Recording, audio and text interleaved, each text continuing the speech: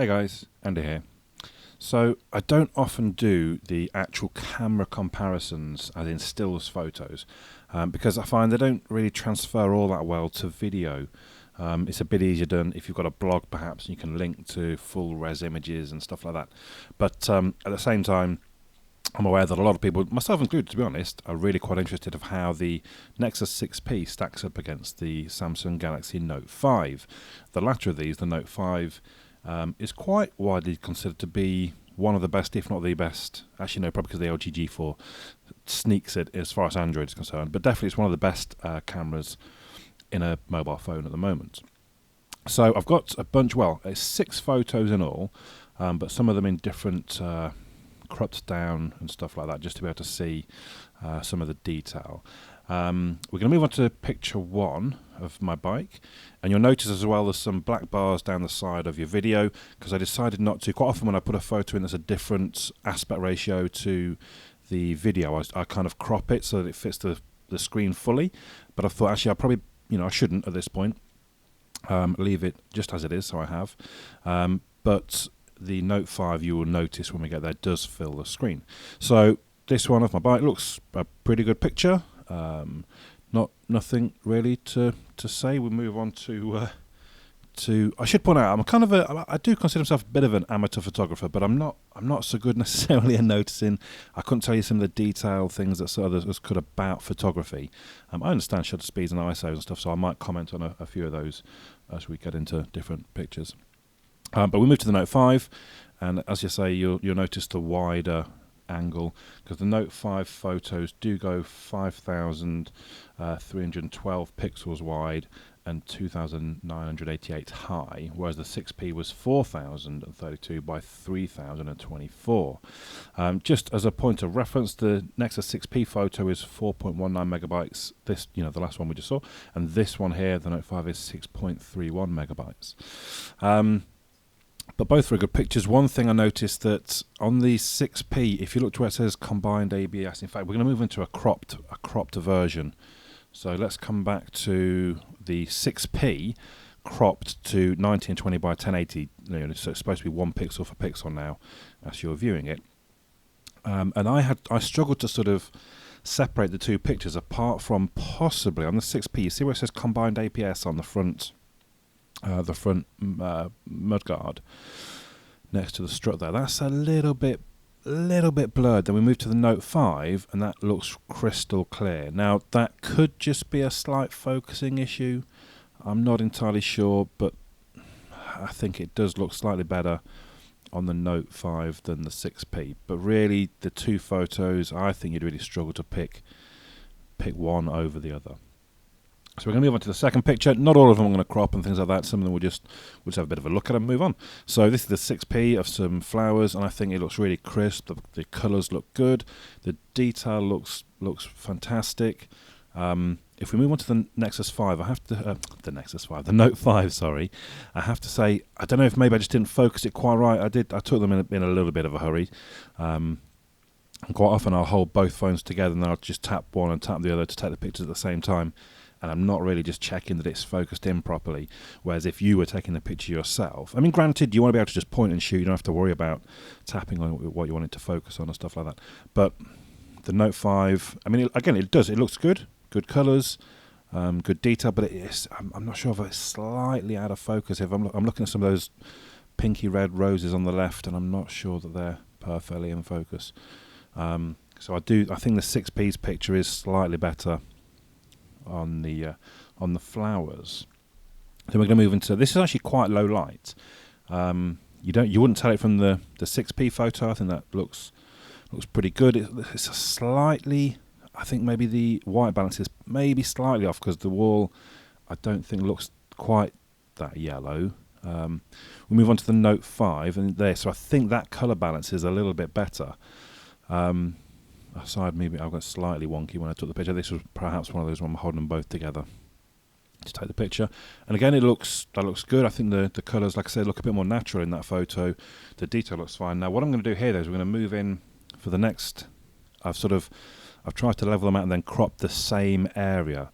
So I've not worried about necessarily pixel for pixel. I've just gone little dude's hand down to the bottom of the text. So this is the 6p, and actually that looks quite good. The text looks quite clear. If you're reading that bit down the bottom, sheep, elegant and creative, best in art, blah, blah, blah.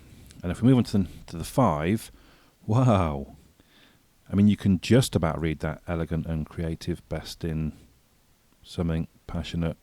Actually, that really surprised me when I saw that. Wow, that is quite a difference. So the 6p, actually to me that looks quite a lot better when we crop it down and we zoom in like that. The 6p is quite a lot better. We move on to, I think this was, I don't know, either dust. You can see the light on up at the top near the garages. So it was either really early in the morning or kind of just as the sun was starting to go down. This is the 6p, obviously. And I think the colours look good. The detail looks good. The sky looks sort of quite blue and well, slightly darker. If we look at the Note 5, it looks quite a different time of day.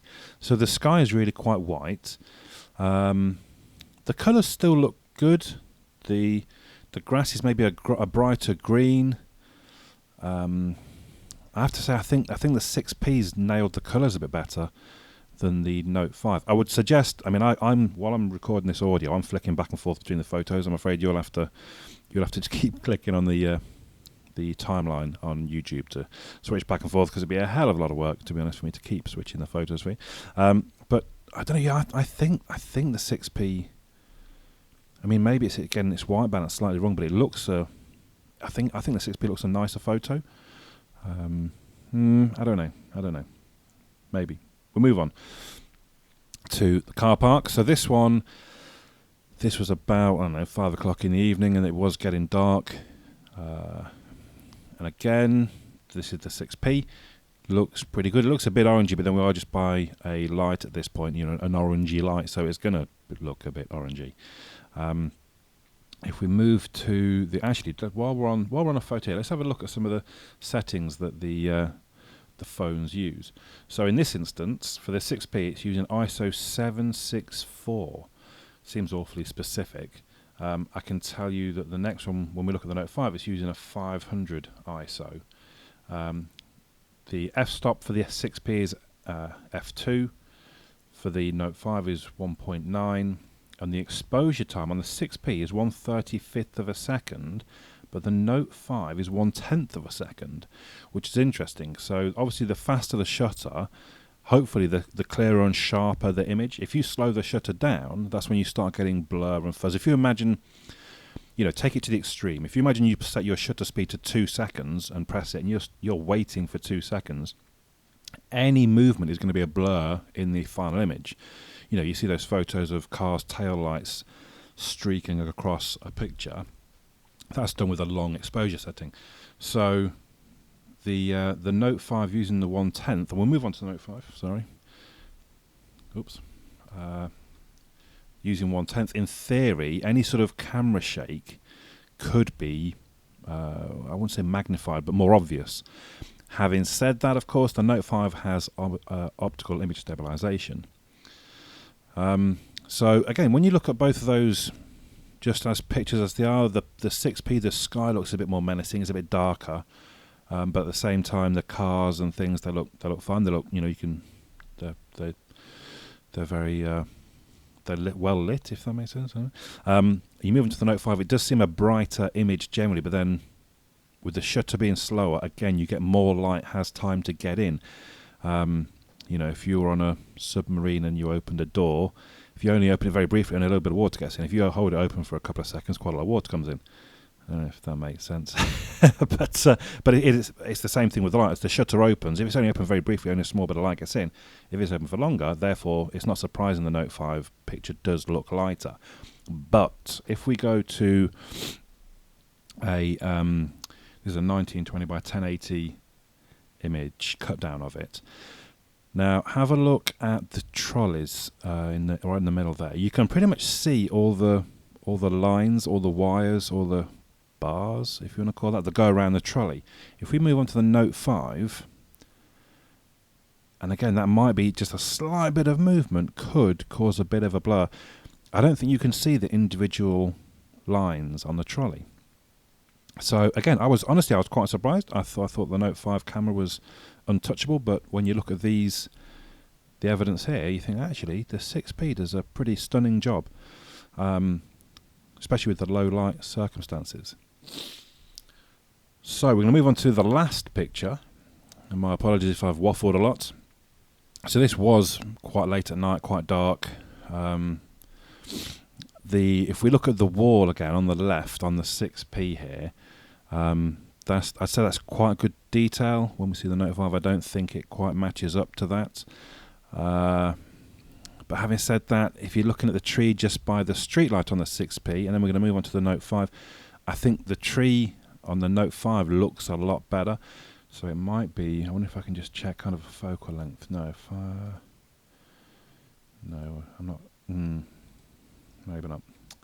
If we just comment on I'll comment for you on the shutter speeds here. So the 6P again is 1/13th of a second compared to the Note 5's 1/7th of a second, which again, so that's almost twice as quick, which means there's not as much light gets in, but less chance to blur. But the ISO speed on the 6P is 1932, and on the N5 is 1000. So generally, when you're setting the camera yourself, you've got a few different options of how you can deal with low light. You can turn the ISO up, but then you're likely to get more graining. So the 6P, there should be more graining than the... and I guess maybe there is if you're looking... I don't know, it's not massively apparent, to be honest. So if you crank the ISO up, that means basically sort of when it was filmed, I suppose just the sensor becomes more sensitive to light. But what that can mean is that you get sort of more speckles or graining or almost interference in sort of darker areas. You might see white speckly bits, but I wouldn't say either of them particularly are suffering from that. But I don't know, that last one is quite a tough call. When I look at the building on the 6P, on the left it looks better and better detail, but as I say, when you look at the tree and the houses nearer the light, they look better on the Note 5. So I don't know if that's particularly helped you at all to decide which is the better camera. I think it's because when I've looked at the videos, my video comparisons, I've preferred the Note 5, and definitely the optical image stabilization has helped. But I think my own camera test has possibly swayed me a little bit towards the 6P as for which has the better camera for still photos. I don't know. I mean, they're both very good in some pretty tough conditions. It's hard for you to understand perhaps sometimes, like the calendar hanging on the wall. It really was a dark room. I think they did very well to get the pictures that they did from that. Anyway, I've waffled on for far too long. I'd be interested to know your thoughts in the comments down below, so please do post them. Subscribe if you haven't. I have lots of other videos about the 6P and the Note 5, so take a look at them. But for now, my name's Andy. I'll catch you all again soon.